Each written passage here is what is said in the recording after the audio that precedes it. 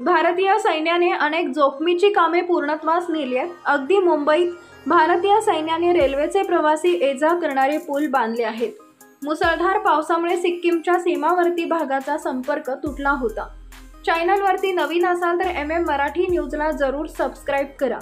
सिक्कीममध्ये त्रिशक्ती कोअरच्या इंजिनियरनी जवानांच्या मदतीने अत्यंत जोखमीच्या ठिकाणी पूल बांधलाय। महत्त्वाचं म्हणजे 48 तासात या पुलाची निर्मिती करण्यात आली आहे। हा पायी चालण्याचा पूल असला तरी या भागात नदी पलीकडे अडकलेल्या लोकांसाठी संजीवनी आहे।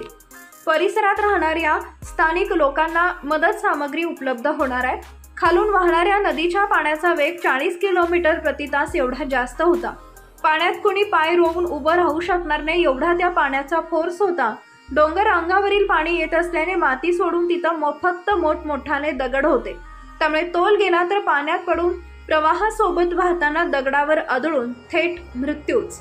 अशा भीतीच्या वातावरणात भारतीय जवानांनी या नदीवर झुलता पूल उभारलाय।